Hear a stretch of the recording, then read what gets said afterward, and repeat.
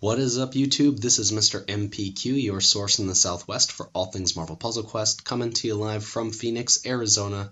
It is Sunday, March 18th, 2018, and what we're going to do today is a little bit of PvE action. Some of you have asked on these wave nodes for these PvE fights, which team-ups am I using? And I've come across a really great team-up. I shared it with my alliance, so I'm going to share it here with you guys as well. I've already been through this node several times, so the points are not worth as much, but the enemies are still pretty difficult at level 330. And then we'll go ahead and do that boss fight following this matchup here. So this is in Howard the Duck's Swipe Left event from Webbed Wonder. Is the last day for this event. As you can see, I've got about 5 and almost 6 hours, but not quite left on my countdown timer. If you're new to the channel, welcome. Thanks for joining us. If you're a regular, welcome back. As always, if you like what you see in this video, every like, share, and subscribe is always appreciated. It does help us grow the online community for Marvel Puzzle Quest, especially here on YouTube. Also, please check out my fellow alliance mates and fellow streamers on YouTube for Marvel Puzzle Quest, Artum, and JonEl Media. Links for their channels are down below in the description box. And so what we're going to do is bust through this wave node. We'll do the boss fight, and then I have some very small roster updating to do with some characters that I've gotten. So I don't want to wait until 2 weeks. I know I just posted a roster update video, but I think it'll be worth it to add these guys in. So for this wave node, which is case closed, there's 4 waves in this fight, and it's a mix between Hammer and Maja, and I think the final wave is Doc Ock and Moonstone and somebody else, Ares maybe. But anyways, this is 3-star Doctor Strange, because my 5-star Doctor Strange does not have quite as many covers. He's fully maxed at 266. I have him at a 535 build. And then I have a 4-star Blade, which is one of my recent champions, which I am falling in love with more every day. He's at level 271 and a 553 build. And then Ragin' Cajun Gambit here, or Classic Gambit. He's my 5-star on the team, so this is a combination of 3, 4, and 5-star characters. Gambit is not champed or maxed at all. He's only at 5 covers, as you can see here. But this is enough to certainly make it through this fight. Relying on Stack to Deck to add purple and red AP, which is 1 per turn, and then destroys an enemy AP from a random color as a passive. Allies cannot fire red or purple abilities. Blade's red is passive, so his hunger and then becomes bloodlust at 10 AP, and then when it falls below 7, changes back to hunger, deals passive damage. And of course, Doctor Strange, everybody knows and loves this character. Flames of the Feltine, every time an ability is used by the enemy, is going to deal damage and heal the team, which is great in wave-based events. And then his blue offers a stun. He can't use his purple because of Gambit, but Gambit's purple also targets enemy special tiles. So green for Blade is an AoE attack, and then his black is an AP drain as well. So Gambit and Blade and Doctor Strange all have abilities that drain AP from the enemy team. Very useful tactic and combination. So we're going to go ahead and jump into this. Skip the chit chat. And we'll move myself down out of the health bars there. So all we have to do is gain a little bit of red AP. In fact, it's almost better to wait on making any red matches, because if there are more than 10 red tiles on the board, Blade adds strike tiles, and this is going to increase the damage of Bloodlust and of Doctor Strange's Flames of the Feltine. So I see that red match down there, but I'm not taking it right away. We're going to let him add some of those. And then eventually, even though it's 1 per turn, we will add up to enough points to do what we want here. So, and since it's a 4-wave event, there's plenty of time. We're just going to let those strike tiles add up.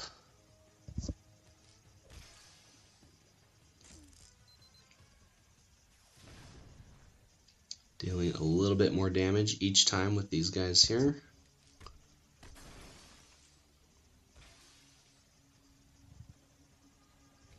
Okay. Some team up tiles there. Alright, and then he gets taken out before needing to match away that countdown tile. Okay, what do we got? I'll take that blue for the stun ability. Okay, and she is in control of that red countdown tile up top, which is on the more tricky side to get to. So I'm actually going to go ahead and jump into matching reds here. And then we're going to go ahead and use Gambit's purple, which replaces up to 2 enemy special tiles or countdowns. Get rid of that. And then we'll keep going with these guys. So Bloodlust, every turn it's going to use 1 red AP, and then Stack Deck is going to add it back in. So we don't even have to really match red unless we're using Gambit's red ability, which is going to drain some. But for right now, this is going to just be a straight wrecking ball. Let's go for Hitman first so he doesn't pop any sniper tiles. But even if he did, we would be able to target them with Gambit's purple ability once we have enough purple stacked back up. Alright, let's just take that there.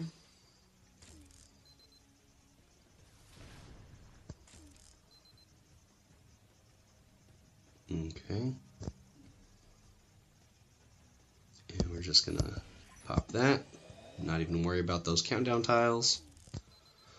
Try to keep that yellow one alive though, if we can. So I'll go for this team up match there.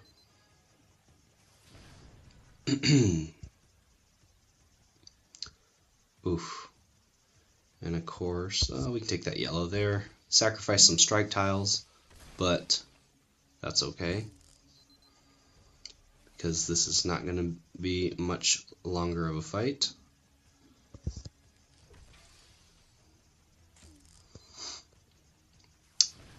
And there he goes.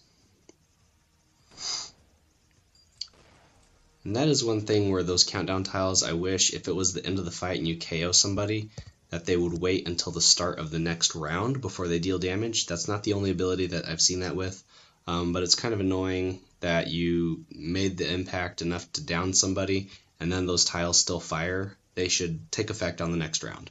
That's just my personal opinion for what it's worth, but let me know if you guys agree or disagree. Alright, so we're going to get a crit tile here, and we'll take some blues.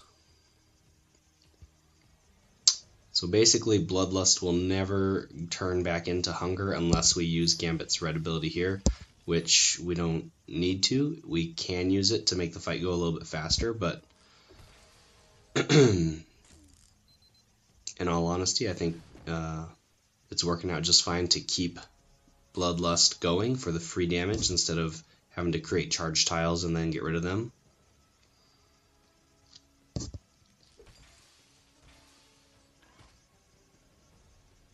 Oh, we took damage. What the heck?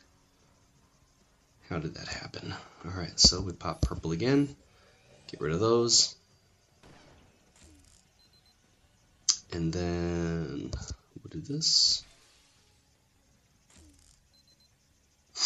More than enough to take him out. We got one last guy here.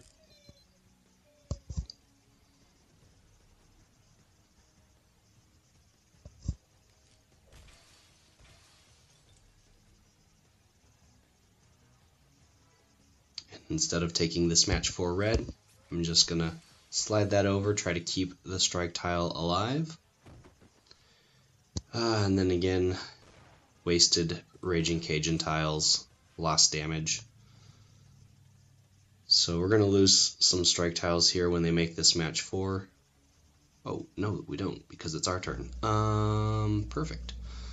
So we're actually going to use black here and drop that red out, creating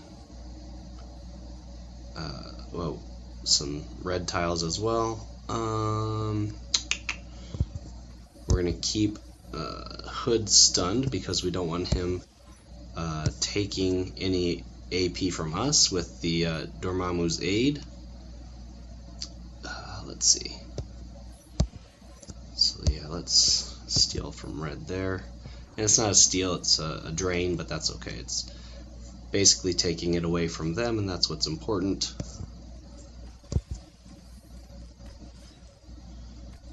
And probably should have done something about that first, but oh well. I'm going to move Doc Ock back up front to take up some of that damage. And actually we have enough where we could do this for the 2 of them. So let's go ahead and target green. So we want to get rid of their green so he doesn't use his superior science ability. And then we're going to put Moonstone there.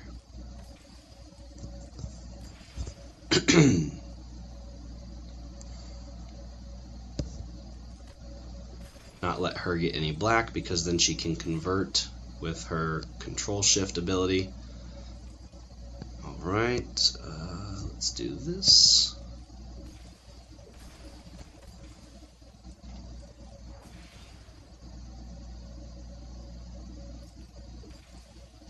Alright, and the one thing we have not been able to get much of is green to use that AoE attack, which is kind of fun, and I like to finish a fight with because it does heal him if you have more than 7 red AP. But haven't been able to. Maybe they take that team up AP there.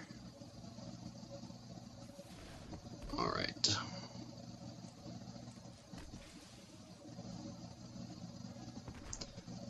Either way, one more fight to go here. And I'm just curious if this actually takes the tentacle tile. And it doesn't, but that's okay. So we're going to do that. He's going to take green. I knew he would. That's one of his colors. But at 106 points, that's not going to survive Bloodlust. So, not needing to use any team-ups. Everybody pretty much close to full health still. Hardly took any massive damage. Got a bonus command point. And then we're going to go take on Doc Ock. So yeah, for grins and giggles, let's just change things up. Let's do Jessica Jones because she's new. I only have one of her abilities, which is red. Her other colors are blue and purple, if I remember right. So let's take and go way back over here into 3-star land for my friend Loki right here. Always pairs well with Captain Marvel 4-star because if they make a match 4, creates 4 very short countdown tiles, and then she also creates strike tiles. So this is not a team that I've used yet, but why not? Let's try it. And then after this, we're going to go ahead and update the roster a little bit. So his strong color is black, and we gain red in that. If he matches black, we get red. Okay. And I want black personally myself, so we're going to just steal that away. And whenever you have Loki, try to set them up for those match 4s just like that, because you know you're going to get those countdown tiles. Of course, I don't have any active strike tiles yet, but now I can use Jessica Jones Defenestrate. Get that going, and then, let's see. I'm going to go for black here and purple. Let him take that match for green. We lose 1 countdown tile, but we're going to gain 4 more back. So we're still a net positive of 3 countdown tiles. And then Jessica Jones, of course that one got matched away. But 2 on the board with plenty of countdown tiles to spare.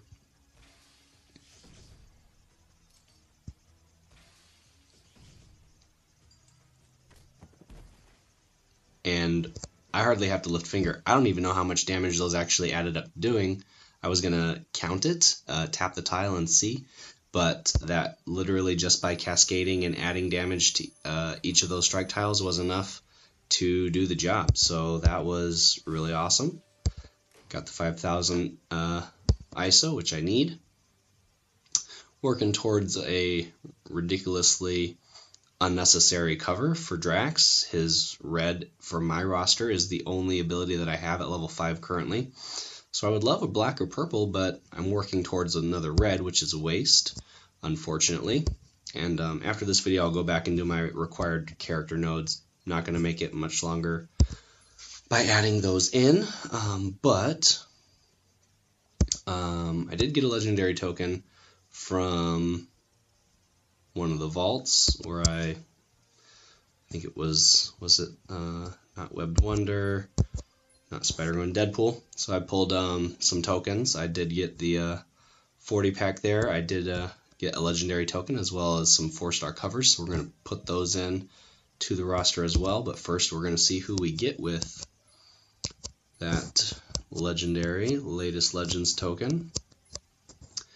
Of course, 4- and 5-star bonus heroes are optional or available in this vault at a 1 in 20 draw rate, 1 in 7 chance for the 3 most recent 5 stars, and 4 times higher odds for the 12 most recent 4 stars. And dun da da da, War Machine, of course. I just got a bunch of those covers as well from the Riri Model 40 and War Machine pack that they had. So maybe War Machine gets champion next. Yeah, I've got a bunch of covers for him, so who knows. But we will go into the roster and certainly not there, this guy. Let's add in these 3 stars, total of 15, so not terrible. Captain Marvel, of course, being placement rewards, or progression rewards, I should say. And then a few of these are from the pack that I pulled, and a few of these are from other rewards I've gotten. 3-star Magneto, Bullseye, Sentry, thanks for the command points. 8 command points from Thor, so that was very helpful. Quicksilver, Patch, another set of 8 command points. That's almost a classic pull, 16. I think I got, what, a total of 18 there. Alright, so 4-star, we did get Howard the Duck from that wave node, so he's one of my champions. He gets up to 276 there. And America Chavez finally got her green cover, so I'm going to have 1 and 1 and 1 for each of those abilities. This one, if you have more AP than the enemy in 4 colors, creates a crit tile. If you have more AP than the enemy in 5 colors, deals a little bit of damage. At max level, it only requires a minimum of 3 colors to create a crit tile, and in more than 5 does significantly amount more damage. But at least she is viable and much more useful in a fight. Nightcrawler, ooh, yeah, he's at 13, so I gotta wait on that. And then I got a bunch of War Machine covers. I do have, lo and behold, 5-star Iron Man. This was my daily play progression reward for this morning. I got this, and this is his red ability, as my face is hiding it. But we're going to add that in. That makes his red level 2 for winning team. 9 red AP cost, deals now 1768 damage, plus an extra 1033 for every Team Iron Man ally.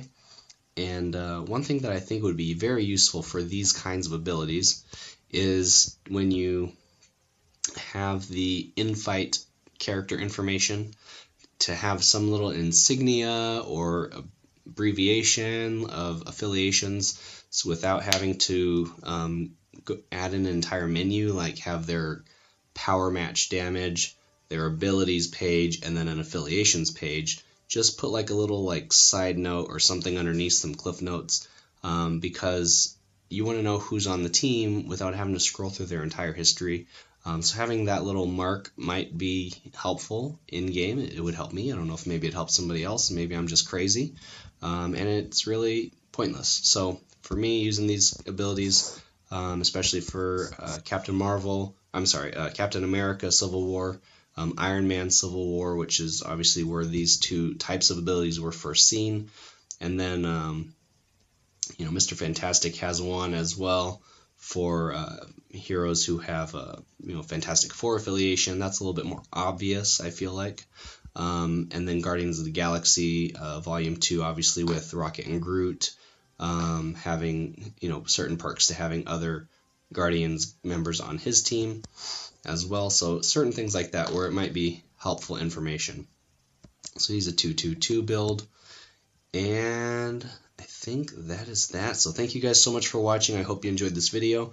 If you did, don't forget to drop a like, leave me a comment, share the video on social media or whatever networking sites or apps that you guys use. Obviously, the more people we can bring to this channel, the faster it's going to grow and spread. As well as check out my Alliance Mates channels as well. You can follow me on Twitter at Mr. MPQ. The link for that is in the description box below, as well as on Twitch, which hopefully I'll have some more free time to do. This is my last week at my current job before I start my new job. So I'm just going through a lot of transition and trying to, kind of close things out in both my professional and, personal life. And so there's a lot that's been going on. So I have been fairly busy, but hopefully once this new job gets going and rolling, things will be a lot smoother, and definitely have some Twitch time when the new job takes over. So anyways, after all that said and done, thanks again for watching. This has been Mr. MPQ, your source in the Southwest for all things Marvel Puzzle Quest. Keep on questing, and I'll see you in the next video. Everybody have a great week, and let me know what you think of these team-ups. If you've been using anybody else or have suggestions for others, let us know in the comment section below. Thanks.